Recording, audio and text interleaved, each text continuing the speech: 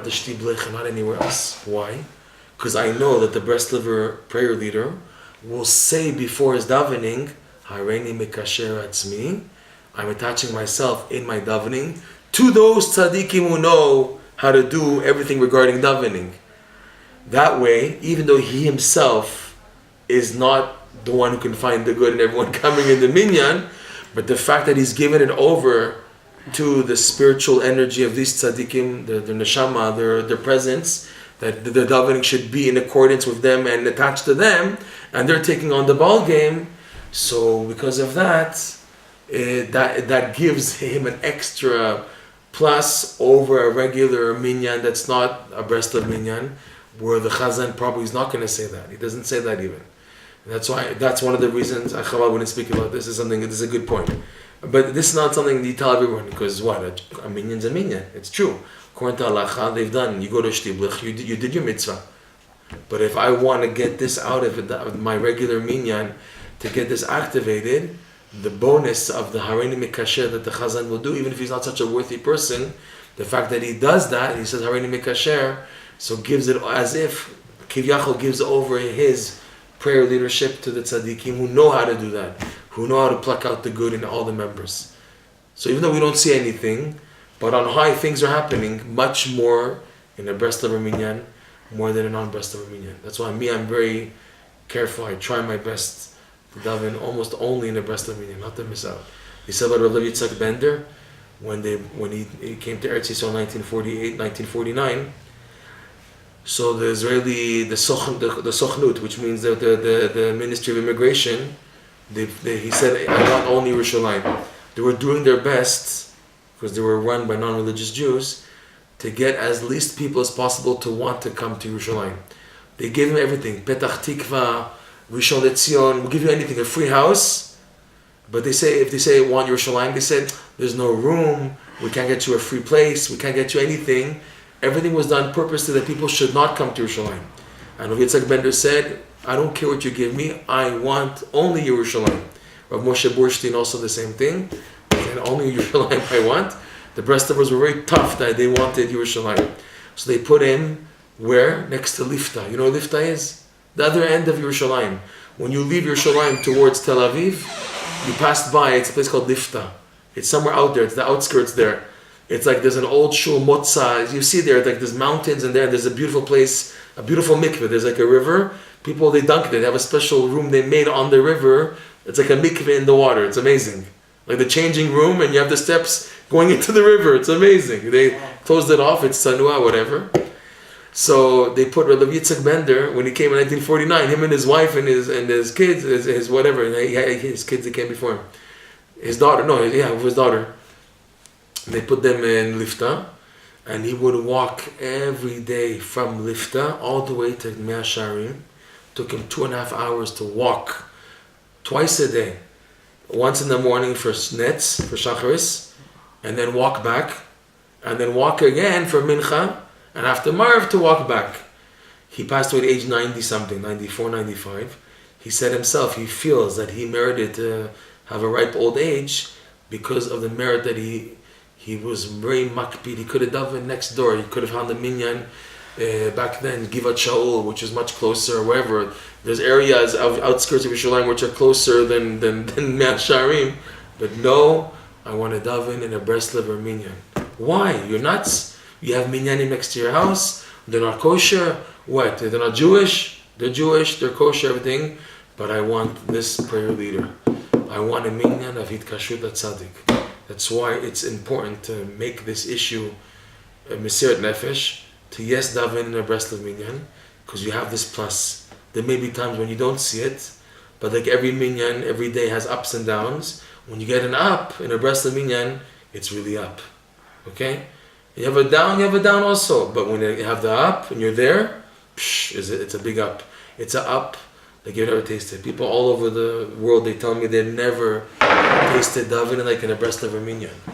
The people I know till today, they do Mesirat Nefesh just to come and daven to a Breslov minyan. For them, it's a big opportunity to come once a month, once whatever. I know one guy, he lives at the other end of Yerushalayim in Givat Moshe, and he works so hard. It's so hard for him to get up early in the morning.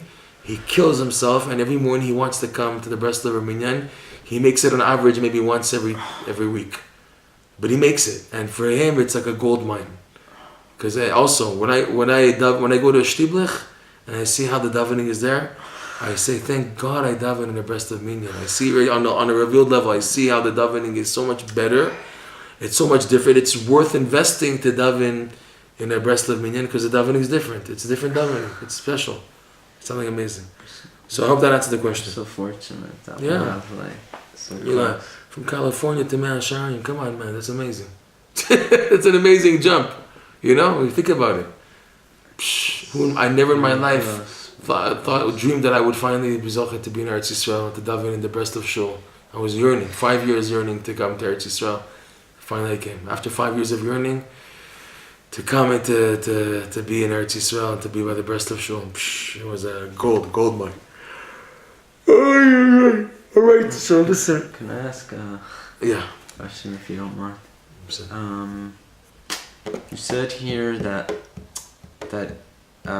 what if there's a person he doesn't consider himself, even though he is Jewish, he takes that all away from him. He takes that title. He doesn't want that. Like Karl Marx, for example. Give a normal example. Karl Marx, who was he wanted to kill his Judaism.